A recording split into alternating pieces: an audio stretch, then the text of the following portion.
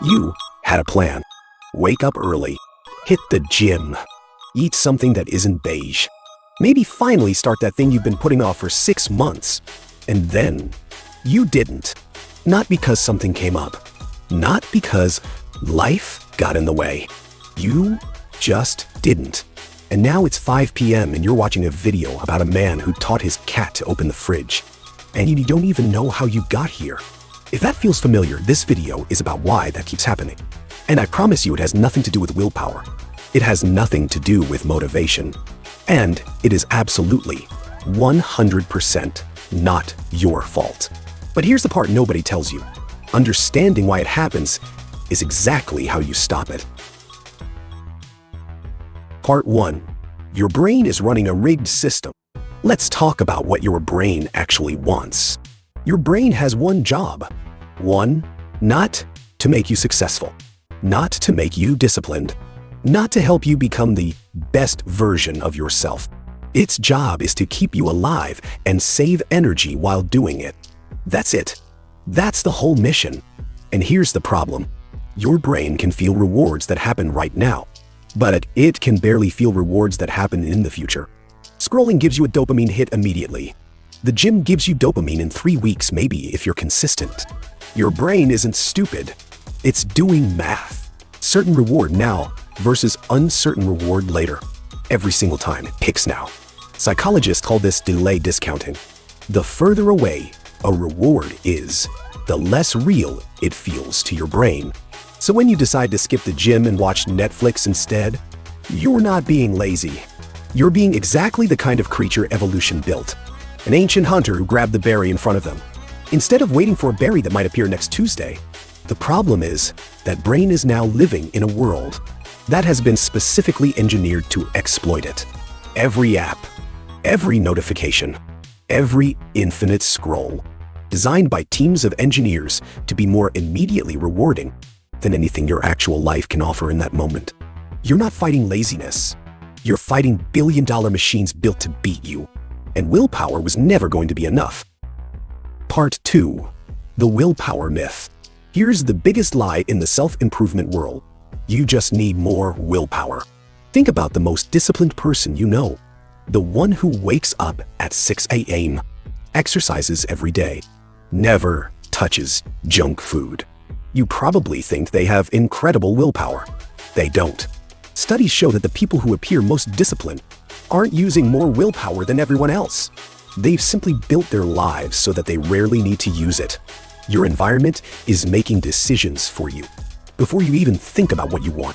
If your phone is on your desk, you will pick it up. Not because you're weak, because it's there. If there are biscuits on the counter, you will eat them. Not because you lack discipline, because they're visible. If you sleep in your gym clothes, you will probably go to the gym. Not because you're motivated, because the friction is gone. Habits are not about who you are. They're about what's in front of you. So the question isn't how do I get more willpower?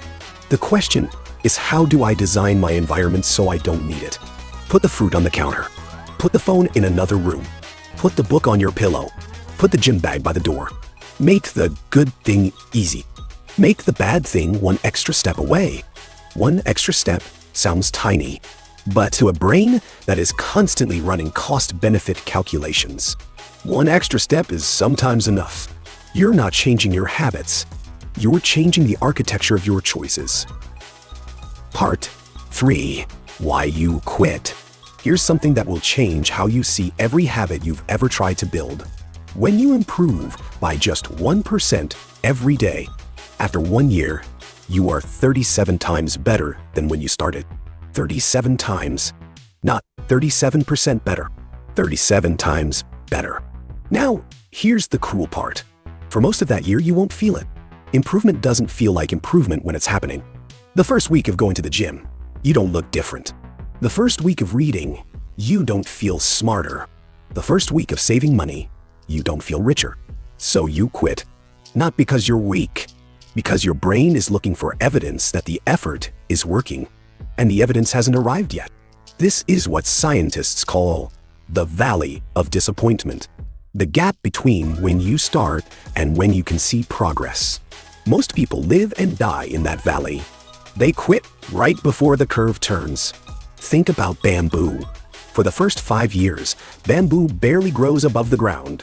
5 years. Nothing visible. And then in 6 weeks, it grows 90 feet. It wasn't doing nothing for 5 years. It was building a root system so strong that when it finally moved, nothing could stop it. Your habits work the same way. The work you do in the valley is not wasted. It's the root system. The only question is whether you stay long enough to see what you've been building. Part 4. The identity shift. Everything we've talked about so far, the dopamine, the environment, the 1% rule, that's all the outer layer. The mechanics of habits. But there's something underneath all of it. Something most people never reach. And it's the reason why two people can follow the exact same system and get completely different results. It's your identity. Most people try to change their habits from the outside in. They set a goal. They build a system. They try to force new behavior. But their identity, the story they tell themselves about who they are, stays exactly the same. And your brain will always behave in ways that are consistent with who it believes you are. You cannot consistently act against your own identity.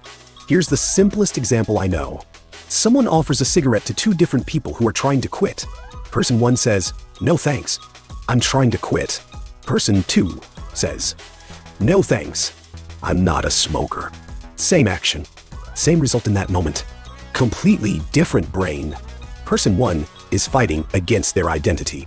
Person 2 has already changed theirs. Guess which one is still not smoking a year later? Every habit you perform is a vote cast for a particular identity. Go for a run. That's one vote for I am someone who moves their body. Write one sentence. That's one vote for I am a writer. Put your phone down at dinner. That's one vote for I am present.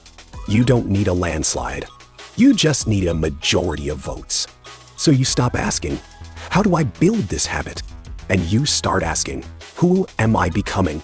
Because the person you're becoming doesn't need to be motivated to do the things that person does. They just do them because that's who they are. Ending.